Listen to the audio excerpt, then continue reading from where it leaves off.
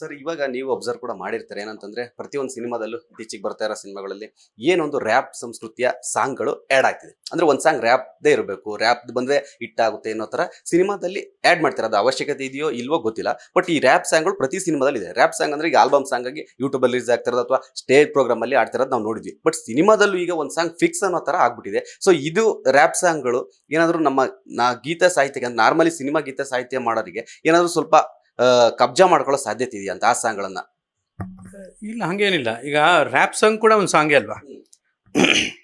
ಅದಕ್ಕೆ ಒಂದೇ ಥರ ತಾಳ ಹೋಗ್ತಾ ಇದೆ, ರಾಗದ ವೇರಿಯೇಷನ್ಸ್ ಇರಲ್ಲ, ಮಾತುಗಳು ಪದಗಳು ಬೇರೆ ಬೇರೆ ಬೇರೆ ಆಗ್ತಾ ಇರುತ್ತೆ. ಅದು ಸ್ವಲ್ಪ ಸ್ಟೈಲಾಗಿ ಹೇಳೋದು, ಸ್ವಲ್ಪ ಮಧುರ ಧ್ವನಿ ಬಿಟ್ಟು ಸ್ವಲ್ಪ ಗುಗ್ಗುರು ಧ್ವನಿ ಮಾಡ್ಕೊಂಡು ಹೇಳೋದು, ಇದು ರ್ಯಾಪ್ ಅಂತ ಆಗಿದೆ.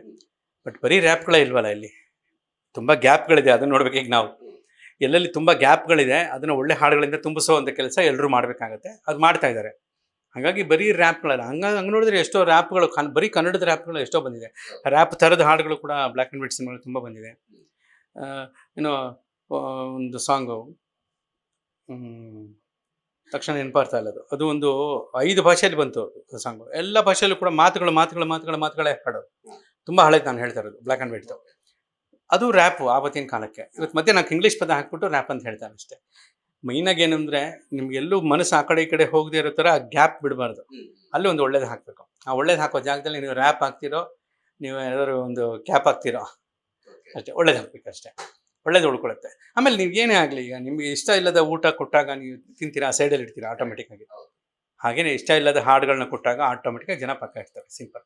ಅದನ್ನು ನಾವು ಅರ್ಥ ಮಾಡ್ಕೊಬೇಕು. ಎಷ್ಟೆಷ್ಟು ಚೆಲ್ಲಾಡಿದ್ದಾರೆ, ಎಷ್ಟು ಬಿಟ್ಟಿದ್ದಾರೆ ಅಂತಾಗ ನೆಕ್ಸ್ಟ್ ಅಂಥದ್ದು ಮಾಡಬಾರ್ದು. ಒಳ್ಳೇದು ಮಾಡ್ಕೊಂಡು ಹೋಗಬೇಕು. ಸಿಂಪಲ್.